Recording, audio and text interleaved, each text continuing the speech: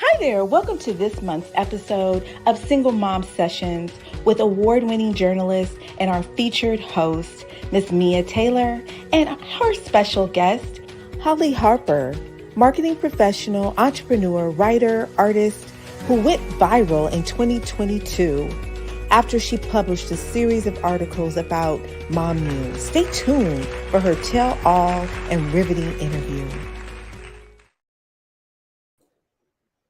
Hi, everyone. Thanks for joining me for another session of Single Mom Sessions with Mia Taylor.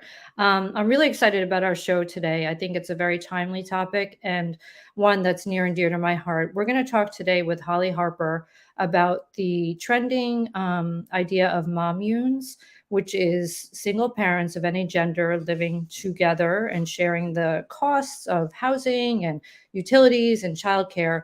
And Holly's story on this front is a really personal one. She went viral 2 years ago in 1 year ago in 2022, when she wrote for Business Insider about her own experience setting up a Mommune and what that was like and how it changed her life. And she remains a big fan of Mommunes and all the benefits that go along with them. So I'm going to dive in and welcome to the show today, Holly. I'm so happy to have you here. Hi.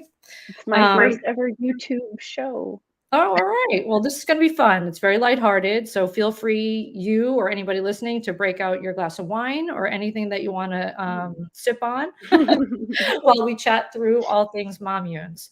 And as we get into this talk, I just wanted to throw out some statistics that I think are particularly relevant as we dive into Mommunes, which is that the United States has the highest rate of children living in single parent households of any other country. And since 2021, cost of living prices are 13% higher than they were a few years ago, which makes, and I know as a single mom, I struggle to make ends meet, to pay my mortgage, to pay all the things that go along with being a parent, and even have extras above and beyond just paying the bills.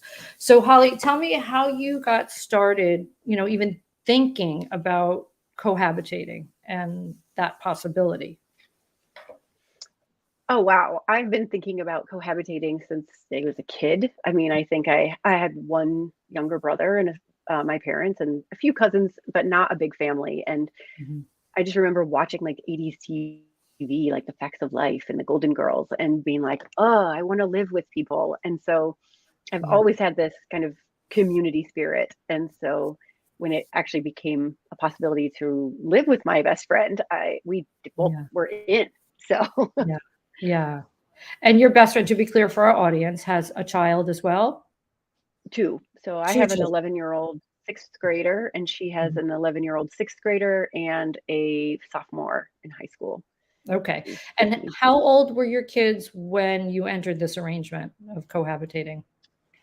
9, and what that would be, 19, 11, 13, 9, 9, and 13. So okay, it was around the same age-ish, close. Yeah. So it was right during the middle of the summer of 2020.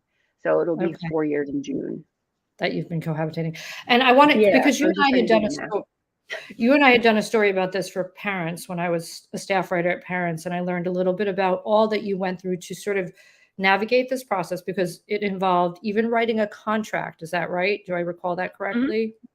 So let's tell our audience a little bit about that. If you're interested in cohabitating, it's more than just, here's a house, let's move in together. I mean, it could be that, but in your case, you wanted to make sure that things were addressed and that, hiccups didn't become a big issue. So tell us a little bit about how you, ironed out a contract for your cohabitating experience. Right. So we did two things, and I think it's really important that we talk about both. The first one is the legal part. So my best friend, Heron, who lives upstairs, she is a lawyer. And so legally, we created what's called a tenants in common agreement. So when you buy a house and you're both on the mortgage, you own the entire estate, the land, equally. And so if I paint my walls black and, get 10 cats and damage the house, it damages both of us equally. So the contract that we wrote stipulates how the property is assessed when people damage it, what is covered in repairs by the tenant, like by the, I guess we call it our homeowners association, Mhm. because we put into the joint account, and then what the tenants are responsible for. Okay. It also stipulates things like how soon we could sell, because Mhm. if you've ever owned a home, then you know that you're going to lose money if you sell it within the first couple of years, just because of all of the financing costs and upgrades. And in our case, we had to renovate a bit. So it has that information, how we would appraise it, Mhm. first rights of refusal if we were to sell. So that legal contract Mhm. we signed the same day that we closed. On the So house. it's separate. Yeah, so Mhm. it's separate and it kind of overlays. So we are our own tenants under this contract, Okay. whereby we are also our own landlords. Do you And then recommend that for people who are considering that they have a contract outside of the legal mortgage document? If you're considering yeah, cohabitating, is this it's one of the first steps you should purchasing. take? Yeah. Okay. Yes. And Yeah. we have it, and I know it's like a little shout out, but I actually put copies of it in an ebook that's on my website, TheSirenHouse.com. So Okay. you can actually go and see what the contract looks like. It's very similar to a lease, or it's, we got it from a title company and Heron reviewed it. But the thing that's is as important, equally as important, Mhm. is I'm a branding and marketing person. And so when I work with businesses on their brands, I talk about, Mhm. what are your values? How do you behave as an organization? How do you treat people? How would Yeah. you describe yourself? Are you fun and friendly and laid back, or are you serious and by the book, right? So we Right. created also a manifesto for the way Wow. we would treat one another. And so that talks about our values. It talks about how we want to run our organization, Uh-huh. who like, It's a and written so document, your manifesto. It's like it's a something you written wrote document. down. Okay. Yep, wrote it down. It follows this really cute book called The Principles of the Feminine Economy, which is like a Mhm. really short, fun, like magazine read about, how to build a business with, Okay. values forward. How do you treat other people, and Okay. how you treat, your surroundings, and how you basically have conversations around hard things. And so one of the things in there is around, positive intent, and making sure that if someone comes to you and they're emotional and something's happening, you assume that they're not a jerk. Yeah. And then you let them finish, and then you ask for what you need, which is usually space, right? So Yeah.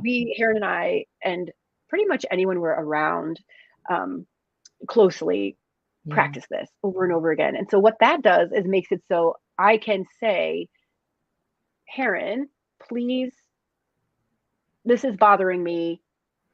Please let me know how you feel about that, right? Like, Okay. instead of attacking her, I'm like, this is bothering me. Right. Let me unpack it with you.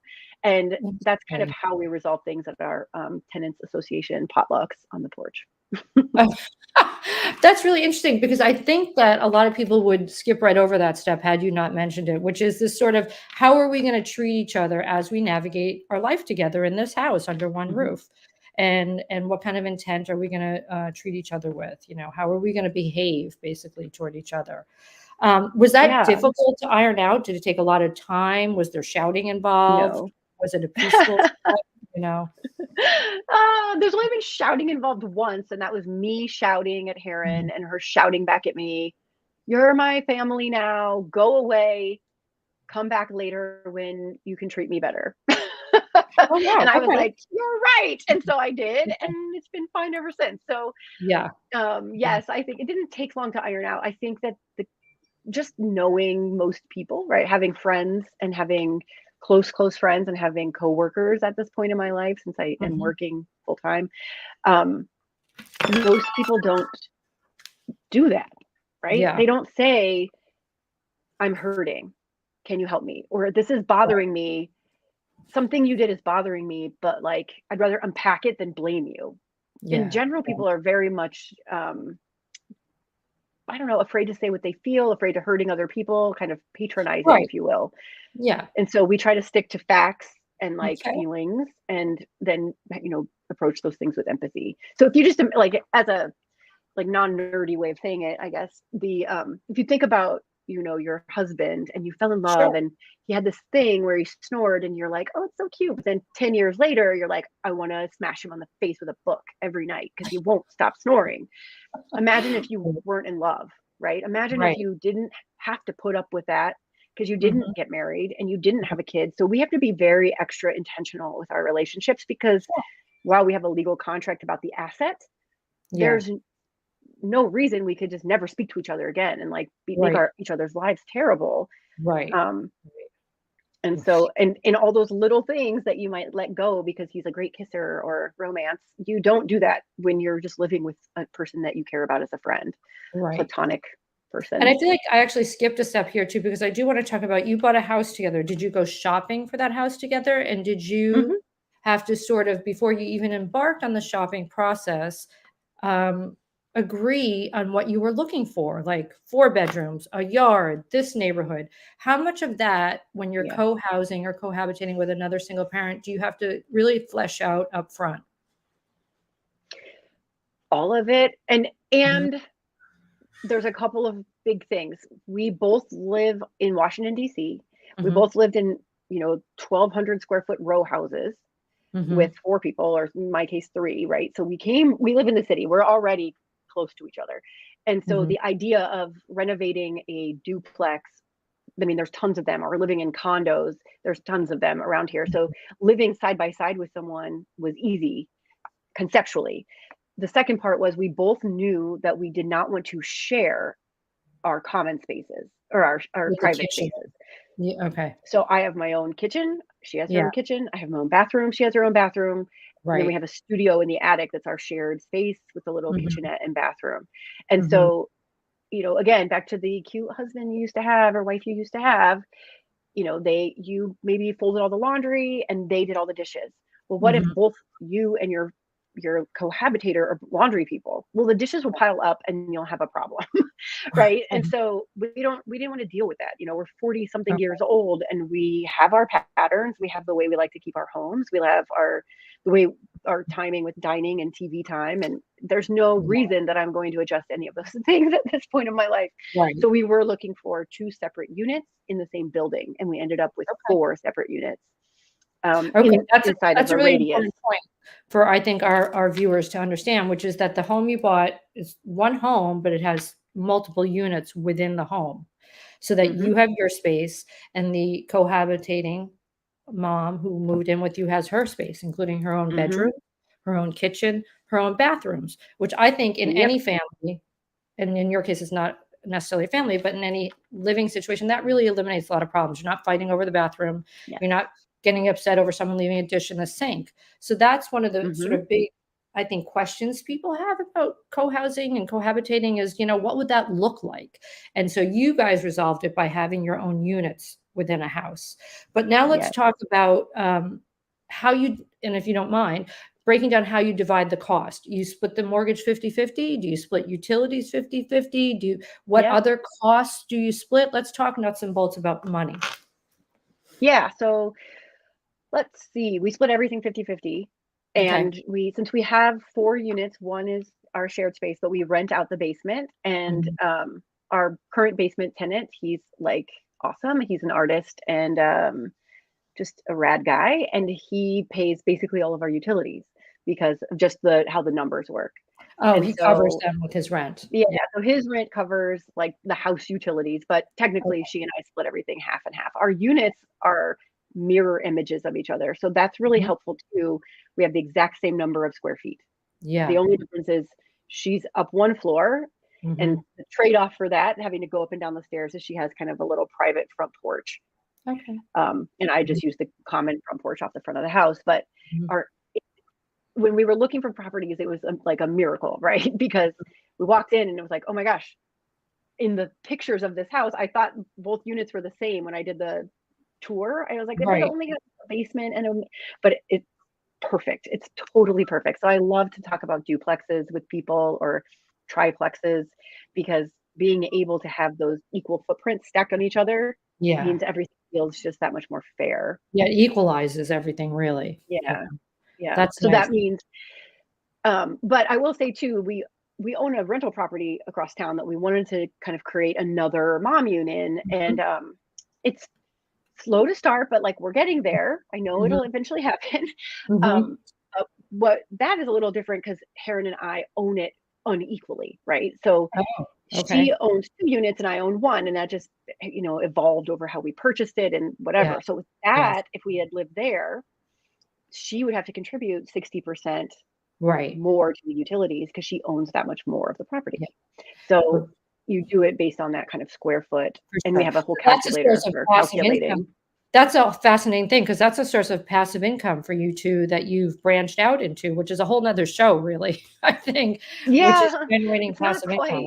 as a single parent. Yeah, it's not But quite income yet. It yeah, seems like every time we get to a point where we're like, "Oh, we can draw out a couple $1,000 and, yeah, do landscaping," then, right.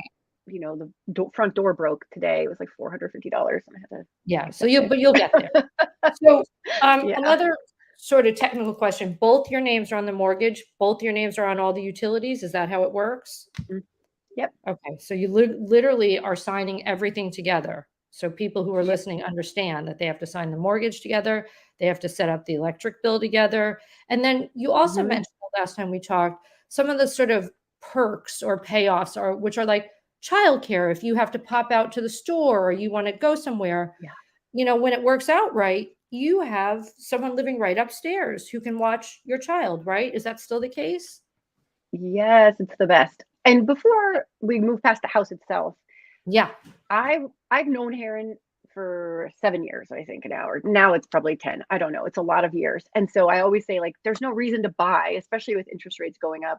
Live, like, rent together, sign a 6-month lease. You're gonna know within 6 months or 8, 9 months whether you want to live with this other person or their family. That's a Like, great tip. That's a and so, great like, tip. don't hesitate to rent because I mean, for me, after my divorce, renting for 2 years and having my own space was really amazing.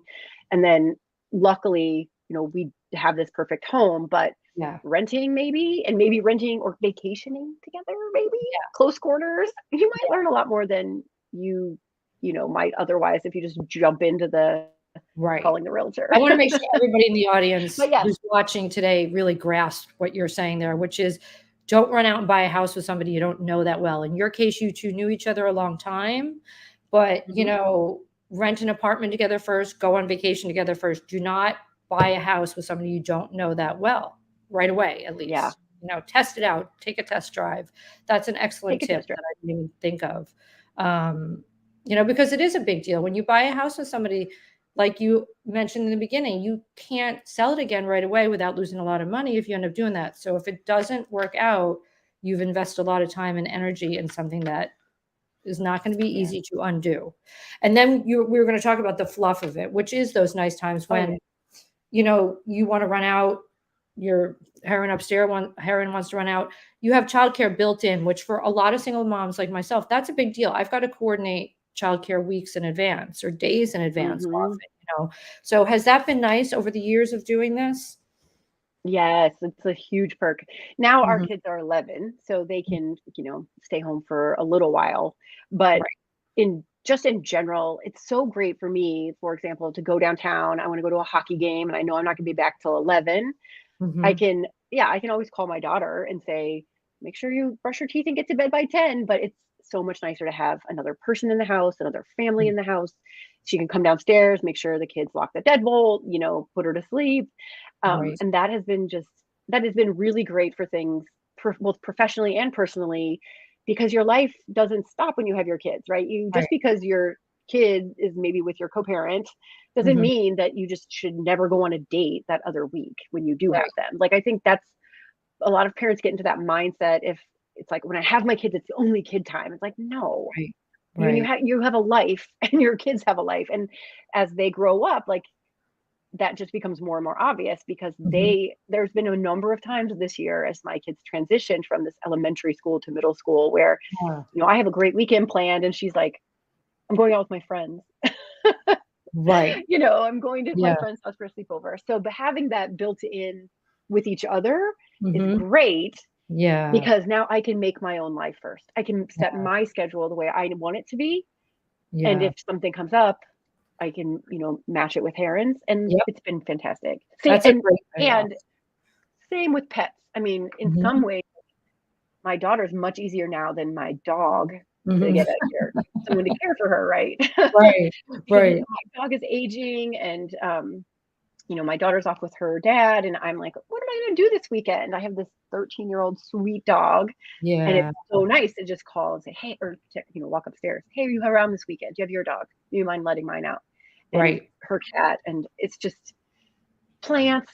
Like we share Amazon subscriptions, we share Apple TV, we share YouTube, we share. So there's so many ancillary things here that people probably don't realize. Like, and you're right. I just want to say, when it comes to pet care, when I go away, I have to board my dog. And the last time we went away, it was for 14 days, and it cost me $600 to board your dog. There's that financial benefit of like co-housing, which is shared pet care responsibility, but then shared accounts like Amazon and Netflix. Again, another cost reduction that people probably don't realize at first blush when you think about co-housing. Yep.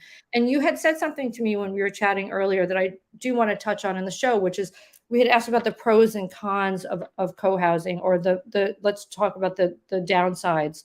And you said there are no downsides. Let's share that with the audience. I mean, you really feel that way, right? There are no downsides to this sort of arrangement. Yeah, I mean, it's hard to explain, but anytime I think about a downside, like I can give an example, like, so the Heron's cat has like mess on the carpet because it's a kitten and she's like just made a mess and it smells terrible. And I'm like, oh, that's bothering me. That could be considered a downside because the cat did a thing. But what it is me having to sit and say, why is that bothering me? Is Heron going to take care of that? Do I trust her? Does she probably have a plan? And then I mentioned it to her and she's like, yeah, I have a plan. I'm going to take the carpet out and do this when I get around to it.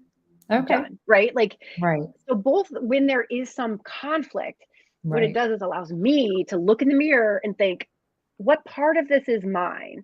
And I'm very like, oh, I don't want to create conflict, so I'll hold it back. But she's like, no, you have to tell me if it's bothering you, right? So if I were to wait and get all passive aggressive, she would immediately say, when's the first time you thought about this? And why didn't you tell me then? Right? So like, even the downsides make me a better person. They make me a clearer communicator. They make me assess, like, is it worth it or not?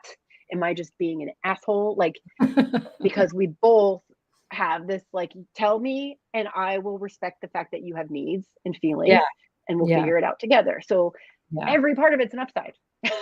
It sounds like you two work really well together. And I think in the best of worlds, or you communicate really well. And in the best of worlds, that's what people who are going to co-house would really want to have, or at the very least have the framework that we talked about at the beginning of our conversation in terms of how they're going to respect each other. And all those sorts of things will help smooth over the hiccups that some people may perceive as the downsides of co-housing. We also talked about, though, that you were able to enter into a home purchase with Heron because you owned a previous home and Heron owned a previous home. Is that right? So you both brought equity or the ability to put money down to the equation. And so, to be fully transparent with our watchers today, buying a home is a difficult thing. And you talked a little bit about this, that, this may not be the answer for people who are already struggling financially to buy a home. Is that right? Correct. And I did all the math and I put it all in my little ebook, because when you own a rental property, which we do because we rent to ourselves, our realtor was really great in that he also had a bunch of rental units. So he knew he had this nice spreadsheet to figure out it's called your CapEx, your capital expenditures account. Yeah. And I put the formula in my ebook because you have to think about what's the cost of fixing a property. And our property is big and it's built in 1927. And at any moment something could happen. And so not only do we have to be thinking of the down payment, the monthly operating costs, but we have to think of our CapEx. You have to think about what we need to save every month to get to this point where we could cover 2 major emergencies without drawing into our emergency savings. Right. And so all of those financial things, like the stress of that when I was going through my divorce and didn't know what my financial position was going to be when the dust settled, would have been a nightmare. Yeah. And if you're a first-time home buyer, as like you said, you wrote about, there are first-time home buyer credits and there's all these different programs, but do you have time to work on that? Yeah. So I think the commitment, I think, also comes from the two people. So yes, we had equity. We were both married. We were very privileged to, in my case, have the GI Bill for all of my husband's career. And in Heron's case, she was dual income, both professional graduate schools people. Mm-hmm. She's an attorney, as I mentioned, and they both worked, and they both got were able to buy a home in this area like 15 years ago. So we came into it with equity. If you're coming into it with none and no experience in home ownership, it's going to be a different story. And also, I've not heard of people that have been successful, and maybe you have, who've moved someone in to their home. We did this. We had a tenant downstairs that was another single mom when we first started, and said, you can start paying in like a rent to own option. And she didn't stay, right? She felt at certain points that like the power dynamic was off, that she wasn't 50-50 with us, or 30-30-30. And we're like, well, you need to pay in, like in X years, you'll be 30-30-30. But she always felt like something was a little bit unfair. And so a lot of things about money, and that you got to get over that, and you've got to be tracking it, and you've got to be straightforward and treat it like a business. Right. You really have to be transparent with each other about money, which is important. And I want to make sure people understand, I mean, what you're saying is that you need to have like a 20% down payment available generally to buy a home, although there are first-time home buyer programs out there for our viewers who may be first-time home buyers thinking of doing this, where you can put as little as 3% down. However, even with 3%, if you're buying a $400,000 home, that's a $12,000 down payment that you need to have available. So co-housing, while it solves a lot of financial issues, you do have to be financially prepared coming into the arrangement to have a down payment of some amount. It's not the ultimate answer to the housing crisis, No, I think, cohabitating, like I said, in duplexes and renting would be even better, right? Like, I think I always had this dream that I could find a property developer that would allow me to have a floor and turn it into a family floor where they could lease to, single parents. And so the entire floor of a building would have more of an open door policy, and you could have special programming. But I could never get, these property managers. They want, Gen Z with their $2,500 a month, like penthouses and the rooftop pool where I live. So I could never really find that. And I know if I had more time and more resources, there's a lot of ways to just get people in community. And I think that's what makes this work, is that we have privacy, respect, clarity, and we really care about each other and want to help each other. And so it's like, it's the best. It's like living next door to your best friend for real. And I love it. And I think those things that you talked about, the community, I think that's part of why this concept is really taking off now, why the Today Show just covered this topic, and why Mommunes, although they've been around in some form or fashion, are really getting a lot of spotlight right now, which is that single moms enjoy that sense of community, or single parents enjoy that sense of community. And that's an important part of doing this. Before we go, you have some resources online, right? You have an ebook. Where can people find that ebook? Yeah, I posted it on the website, TheSirenHouse.com. TheSirenHouse. And so occasionally you do help people who are interested in co-housing navigate this process when you have time. Is that right? Yeah, we've had a lot of conversations in our neighborhood and with people, and a few Zoom meetings. And so right now I'm really focused on things like this, where I can get the message out more broadly. Yeah. And there was one other thing that I was kind of like honing in on, but I lost it. But yeah, trying to spread the message more broadly and like answer those like bigger questions around, how to do this is where I'm really focused. Yeah. And one last thing before we go, if people do want to co-house or live with a single mom and they don't have a best friend, where can they find somebody to co-house with? Or how do you recommend they find somebody to co-house with? Go where your kids are. You'll find them. If you go, like, people are like, oh, go online. Like, that's just really hard. Go where your kids are. Volunteer at the school. That's how we met. Volunteer for the PTA, volunteer at the daycare. You're going to find other single moms that are going through the same thing with kids your age. And that's the money right there. So really get involved. And I know that you probably don't want to, because you're like, more school stuff. But, I've met some of my closest single mom friends through my daughter's schooling. And so that's where I would head first. Yes, go reach out to your community, reach out to your kids' school, look for other single moms who may be interested in sharing expenses. And before we sign off, I mean, it's really changed your life, right, Holly? I mean, bottom line, you this. Oh yeah, for sure. I mean, I live in Mansion and on Main Street in this adorable suburb of DC, and could never do that if it hadn't been for co-housing. Great. This has been a great show. Thank you for being so transparent about everything you've learned and how to lay the groundwork for successful co-housing. Yeah, thank you for having me.